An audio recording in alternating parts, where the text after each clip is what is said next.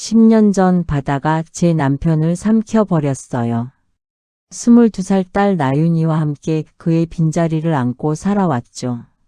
그런데 며칠 전 어머니의 장례를 마치고 돌아오는 길에서 믿을 수 없는 일이 일어났어요. 말도 안 돼. 그 사람의 모든 것이 제 남편과 똑같았어요. 어깨의 각도, 미소 짓는 방식, 심지어 왼손 약지에 희미한 반지 자국까지. 하지만 그는 저를 전혀 알아보지 못했어요. 자신의 이름은 정서준이라고 했고 10년 전 일은 기억하지 못한다고 했죠. 설이나, 이 녹음을 듣고 있다면 내게 무슨 일이 생긴 거야? 10년 만에 찾아온 기적일까요? 아니면 잔혹한 착각일까요? 살아있다면 왜 저를 기억하지 못하는 걸까요? 그리고 왜 다른 이름으로 살고 있는 걸까요? 진실을 찾아가는 우리 가족의 이야기. 지금부터 들려드릴게요. 어머니의 장례를 마치고 돌아오는 길이었어요. 창밖으로 스쳐가는 작은 항구 마을 풍경을 바라보며 깊은 한숨을 내쉬었습니다. 딸 나윤이가 운전대를 잡고 있었지만 저희 모녀는 말없이 각자의 생각에 잠겨 있었죠. 엄마, 잠깐 쉬었다 갈까요? 저기 도서관도 있고. 나윤의 말에 저는 고개를 들었습니다. 바닷가에 자리한 작은 도서관이 눈에 들어왔어요. 파도 소리가 들릴 만큼 가까운 곳에 있는 하얀 건물이었습니다. 그래, 잠깐 쉬자. 도서관 앞에 차를 세우고 내리니 짠 바다 냄새가 코끝을 스쳤어요. 저는 무심코 도서관 창문을 바라보다가 몸이 굳어버렸습니다. 창가에서 책을 정리하고 있는 남자의 뒷모습이 보였거든요. 그 어깨의 각도, 책을 넘기는 손의 모양, 고개를 살짝 기울이는 습관까지. 10년 전 바다에서 영영 돌아오지 못한 제 남편 민호와 너무도 닮아 있었어요. 말도 안 돼. 저도 모르게 중얼거렸습니다. 나윤이가 걱정스러운 눈으로 저를 바라봤어요. 엄마, 어디 아프세요? 아니야, 괜찮다. 하지만 제 시선은 여전히 그 남자에게 고정되어 있었죠.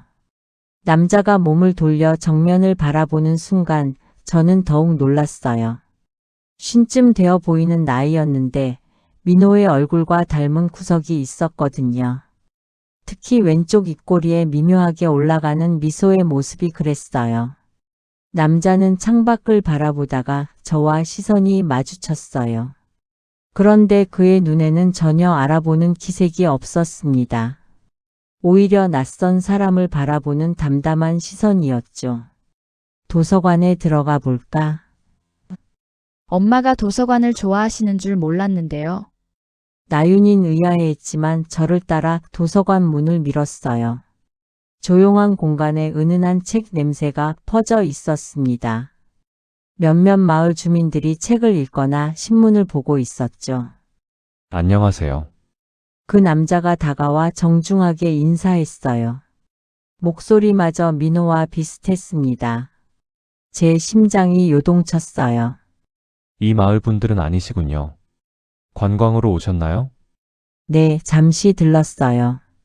저는 간신히 대답했어요. 저는 이 도서관에서 일하는 정서준입니다. 편하게 둘러보세요. 정서준. 민호의 성도 정씨였어요. 하지만 이름은 달랐습니다. 그럼에도 이 사람의 모든 것이 제 남편을 떠올리게 했죠. 저는 떨리는 마음을 애써 진정시키며 책장 사이를 걸었어요. 민호가 좋아했던 해양학 관련 책들이 한쪽 서가에 정리되어 있었습니다. 해양학에 관심이 있으신가요? 어느새 정서준이 다가와 있었어요. 제가 해양학 책을 바라보고 있는 것을 본 거였습니다. 예전에 누군가가 좋아했었어요. 저는 조심스럽게 말했죠. 그러시군요. 저도 이런 책들을 보면 왠지 마음이 끌려요. 이유는 모르겠지만. 정서준의 말에 저는 더욱 놀랐어요. 그의 왼손을 유심히 보니 약지에 희미한 흰색 자국이 있었거든요. 오랫동안 반지를 끼고 있었던 사람에게 생기는 그런 자국이었어요. 혹시 제가 입을 열려는 순간 나윤이 제 팔을 살며시 잡았습니다. 엄마, 시간이 늦었어요. 나윤의 말에 저는 현실로 돌아왔죠. 정서준을 다시 한번 바라본 후 고개를 숙여 인사했어요. 좋은 시간이었어요. 감사합니다.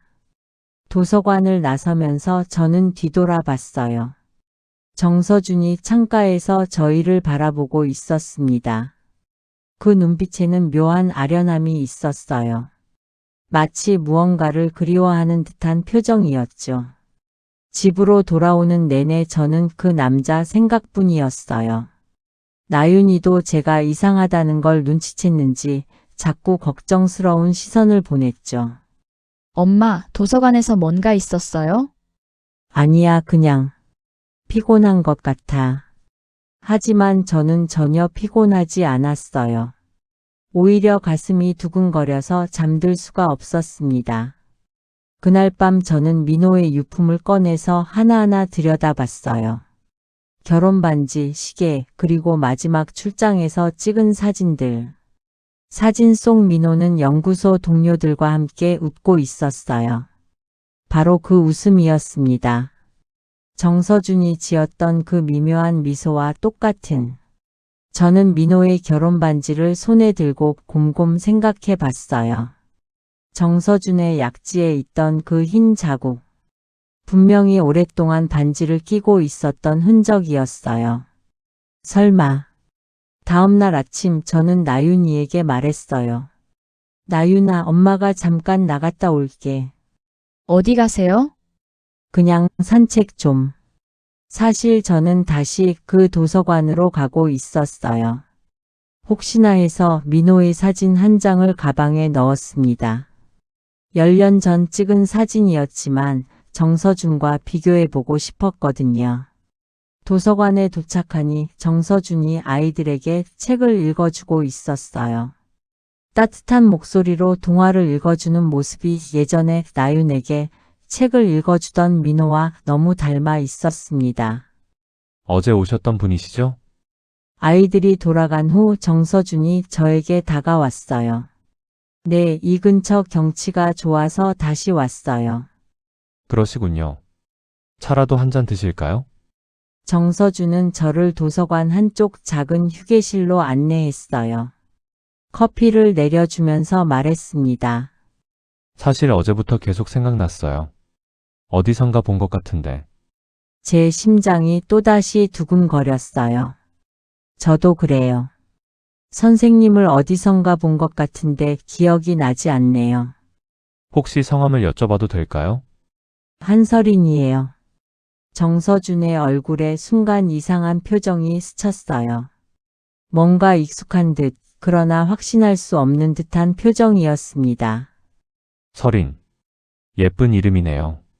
선생님은 이 마을에 언제부터 살았어요? 한 10년 정도 됐어요. 그 전 일은 잘 기억이 나지 않아서. 10년. 정확히 민호가 실종된 때와 일치했어요. 기억이 나지 않는다는 게? 교통사고를 당했거든요. 그 이후로 예전 일들이 희미해졌어요. 의사는 충격 때문에 일시적으로 기억을 잃을 수 있다고 했는데 아직도 회복이 안 되네요. 저는 가슴이 철렁 내려앉았어요. 민호도 연구소에서 바다로 나가다가 사고를 당했다고 했거든요. 그럼 가족은요? 없어요. 혼자 살고 있어요. 정서준의 말에 저는 더욱 확신이 들었어요.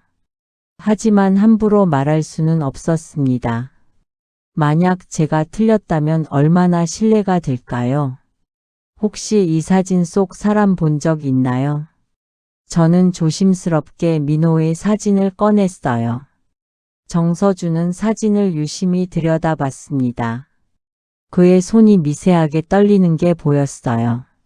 이 사람은 제 남편이었어요. 10년 전에 잃었죠. 정서준은 한참 동안 사진을 바라보더니 저를 올려다봤어요. 그의 눈에는 말할 수 없는 혼란이 담겨 있었습니다. 죄송해요. 확실하지 않아서.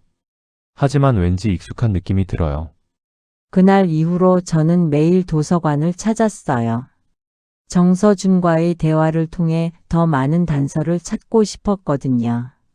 나윤인 제가 요즘 이상하다며 걱정했지만 아직은 말할 수 없었어요. 오늘도 오셨네요. 정서준은 이제 저를 반갑게 맞아주었어요. 며칠 사이에 우리는 자연스럽게 가까워졌죠. 혹시 드실 게 있으면 가져올게요. 집이 바로 도서관 뒤편이거든요. 그럼 잠깐 구경해도 될까요? 저는 용기를 내어 물었어요. 혹시 민호와 관련된 물건이 있을지도 모르잖아요. 정서준의 집은 도서관 뒤편에 있는 작은 단독주택이었어요. 깔끔하게 정리되어 있었지만 어딘지 모르게 삭막한 느낌이 들었습니다. 마치 임시로 머물고 있는 것처럼요. 10년 동안 여기서 살았다고 하셨는데 가족 사진이나 추억이 담긴 물건들이 없네요. 기억을 잃어서 그런지 과거에 얽매이고 싶지 않았어요. 필요한 것만 두고 살아요. 정서준이 차를 끓이는 동안 저는 주위를 둘러봤어요. 그때 책장 한쪽에서 눈에 익은 것을 발견했습니다. 작은 조개 껍데기였어요. 민호가 신혼여행 때 주워왔던 것과 똑같은 모양이었죠. 이 조개 껍데기 예쁘네요. 어디서 주우셨어요? 그거요? 사실 저도 잘 모르겠어요. 기억을 잃기 전부터 갖고 있던 것 같은데.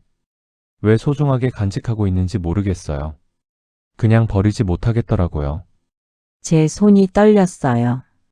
그 조개 껍데기는 민호가 우리 사랑의 증표라며 가져온 것이었거든요. 제주도 바닷가에서 함께 주웠던 추억이 담긴. 혹시 이것 말고 다른 물건도 있나요? 기억을 잃기 전부터 갖고 있던? 정서준은 잠시 망설이더니 서랍에서 작은 상자를 꺼냈어요. 이런 게 있어요. 뭔지 모르겠지만 중요한 것 같아서 계속 간직하고 있었어요. 상자 안에는 USB 하나와 작은 종이 쪽지가 들어 있었어요. 종이에는 숫자들이 적혀 있었죠. 좌표 같았어요. 이 USB 확인해 보셨어요? 아니요. 왠지 열어보면 안 될 것 같아서. 그런데 가끔 꿈에 나와요. 누군가 이걸 숨기라고 하는 꿈이요. 저는 가슴이 두근거렸어요. 민호가 마지막에 연구소에서 뭔가 중요한 자료를 발견했다고 했거든요. 그리고 위험하다며 걱정했었죠. 제가 한번 봐도 될까요? 정서준이 고개를 끄덕였어요. 저는 USB를 노트북에 꽂았습니다. 파일들이 나타났어요. 해양 연구 자료들이었죠. 그리고 녹음 파일 하나가 있었어요. 이건 재생 버튼을 눌렀어요. 민호의 목소리가 들려왔습니다. 설이나 이 녹음을 듣고 있다면 내게 무슨 일이 생긴 거야. 연구소에서 불법적인 일들이 벌어지고 있어. 바다 오염을 은폐하려고 하고 나는 이걸 공개하려고 해. 하지만 위험할 것 같아. 이 자료들을 안전한 곳에 숨겨두었어. 좌표를 따라가면 찾을 수 있을 거야. 사랑해, 설이나. 나윤이도. 정서준의 얼굴이 창백해졌어요. 이 목소리. 꿈에서 들었던 목소리예요. 정서준 씨. 저는 조심스럽게 말했어요. 혹시 당신이 제 남편 민호가 아닐까요? 그럴 리가. 제 이름은 정서준이에요. 기억을 잃기 전 이름이 민호였을 수도 있잖아요. 정서준은 머리를 감싸 쥐었어요. 요즘 자꾸 이상한 기억들이 떠올라요. 한 여자가 웃고 있는 모습, 작은 아이가 아빠라고 부르는 소리, 그리고 바다에서 누군가 저를 구해주는 장면들이요. 저는 눈물이 났어요. 민호. 정말 당신인가요? 설인 이 이름을 들으면 가슴이 아파요. 왜 그런지 모르겠어요. 그때 문 밖에서 발소리가 들렸어요. 나윤이었어요. 엄마, 여기 계셨구나. 찾았어요. 나윤이 들어오더니 정서준을 보고 멈춰 섰어요. 이분이 나윤아, 인사해. 정서준 선생님이야. 나윤은 정서준을 유심히 바라봤어요. 그러더니 갑자기 눈물을 흘렸죠.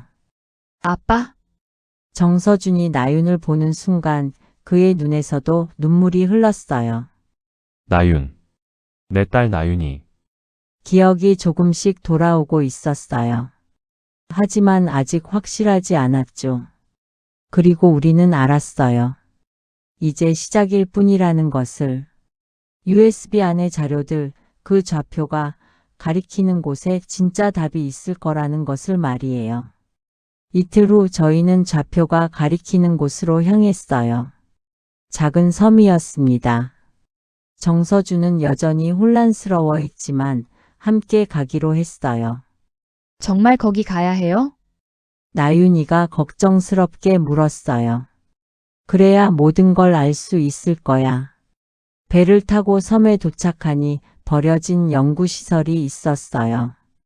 10년 전 민호가 일했던 곳의 분소였죠. 건물은 낡았지만 지하실은 여전히 사용 가능해 보였어요. 여기, 기억나요? 제가 정서준에게 물었어요. 어렴풋이. 계단을 내려가는 기억이 있어요. 지하실로 내려가니 각종 연구 자료들이 보관되어 있었어요. 먼지가 쌓였지만 방수 처리된 상자 안의 문서들은 멀쩡했습니다. 이게 바로 정서준이 상자 하나를 열었어요. 제가 숨겨둔 자료들이에요. 기억이 돌아오는 순간이었어요. 상자 안에는 연구소의 불법 폐기물 투기 증거, 조작된 환경 보고서, 그리고 관련자들의 명단이 들어 있었죠. 아빠가 목숨 걸고 지켜낸 거네요. 나윤이가 감격해했어요. 그런데 이상해요. 정서준이 주위를 둘러봤어요. 누군가 최근에 여기 왔던 것 같은데. 그때였어요. 위층에서 발소리가 들렸어요. 누가 올 리가. 저는 긴장했어요. 빨리 숨어요. 정서준이 우리를 구석진 곳으로 데려갔어요. 몇 명의 남자들이 계단을 내려왔어요. 정장을 입은 중년 남성들이었죠. 정민호가 숨겨둔 자료가 여기 있다고 했는데 이미 누군가 가져간 것 같습니다. 상자들이 열려 있어요. 그럼 아직 살아있다는 얘기군. 10년 동안 조용했는데 왜 갑자기? 저는 정서준을 바라봤어요. 그의 얼굴이 창백해져 있었어요. 완전히 기억이 돌아온 것 같았거든요. 저 사람들. 저를 죽이려고 했던 사람들이에요. 정서준이 작은 소리로 말했어요. 찾아보자. 멀리 가지 못했을 거다. 남자들이 흩어져 찾기 시작했어요. 저희는 숨을 죽이고 기다렸죠. 뒷문으로 나가야 해요. 정서준이 속삭였어요. 기억나요. 비상구가 있어요. 저희는 조심스럽게 이동했어요. 다행히 뒷문을 찾을 수 있었죠. 하지만 밖에 나가니 또 다른 차량이 섬에 도착하고 있었어요. 배로 가기엔 너무 위험해요. 나윤이가 말했어요. 저기 동굴이 있어요. 정서준이 가리켰어요. 일단 숨어서 기다려요. 동굴 안에서 저희는 가져온 자료들을 확인했어요. 연구소가 10년간 바다에 독성 폐기물을 버렸다는 충격적인 내용이었죠. 이걸 공개하면 큰 파문이 일겠어요. 나윤이가 말했어요. 그래서 저를 죽이려고 했던 거예요. 정서준의 기억이 점점 선명해지고 있었어요.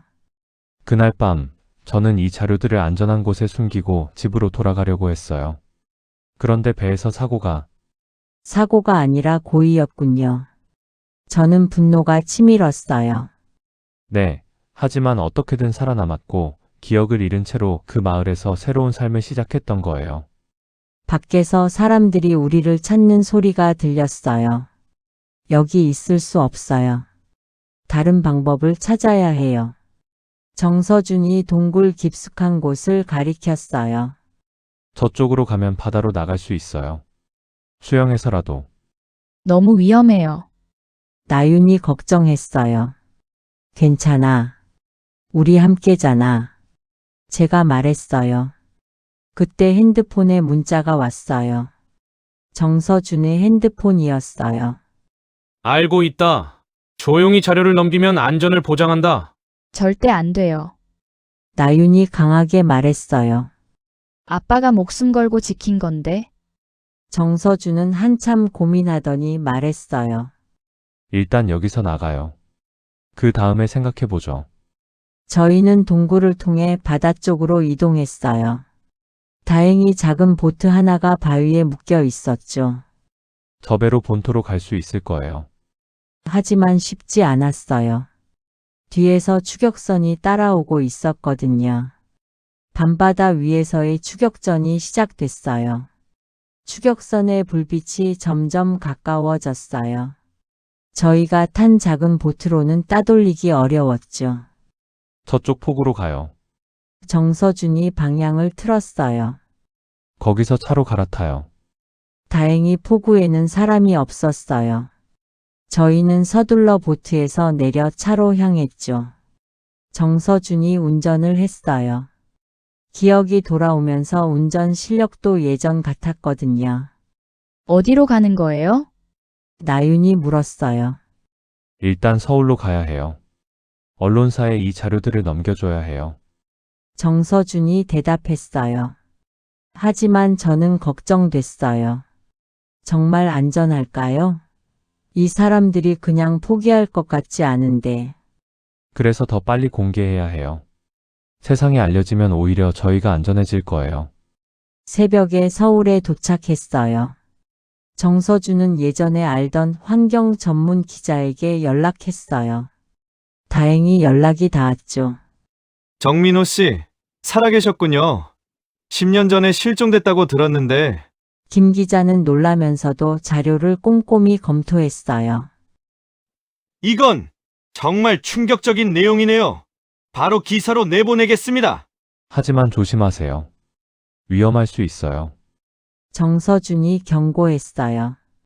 걱정 마세요. 이미 여러 곳에 백업해뒀어요. 기사가 나간 후 반응은 폭발적이었어요. 연구소는 부인했지만 증거가 너무 명확했죠.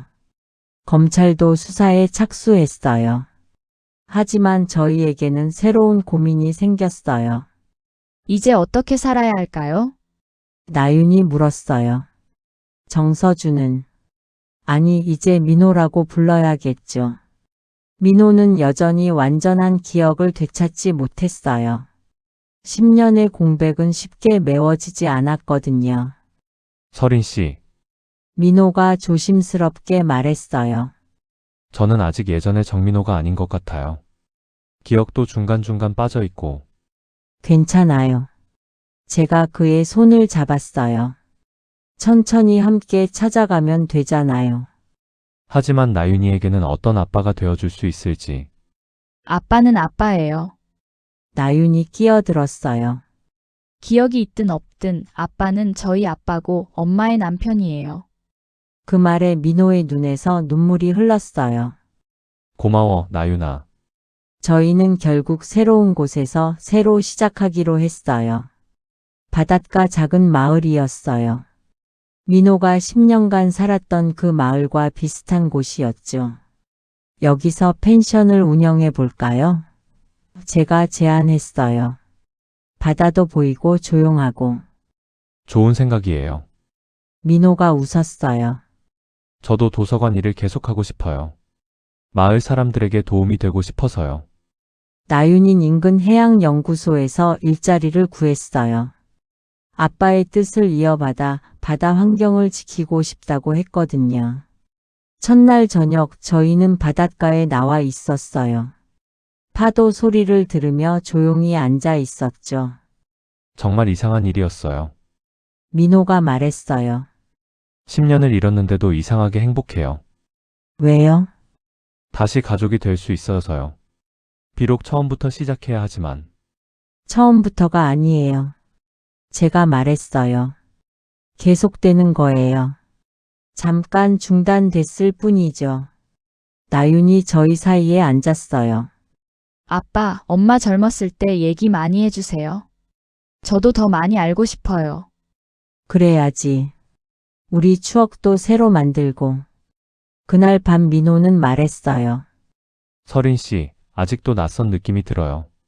하지만 확실한 건 있어요. 뭐요? 당신을 사랑한다는 거요. 기억이 없어도 마음은 기억하고 있나 봐요. 저는 그의 품에 안겼어요. 10년을 기다린 이 순간이 꿈만 같았어요.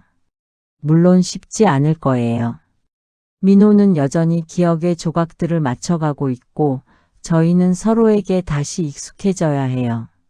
하지만 중요한 건 함께 한다는 거죠. 바다는 여전히 파도를 보내고 있었어요. 때로는 거칠게, 때로는 부드럽게. 저희 삶도 그럴 거예요. 하지만 이제 혼자가 아니니까 어떤 파도가 와도 견딜 수 있을 거예요. 새로운 시작. 50살이 되어서 하는 새로운 시작이지만 늦지 않았어요. 사랑은 나이를 묻지 않으니까요.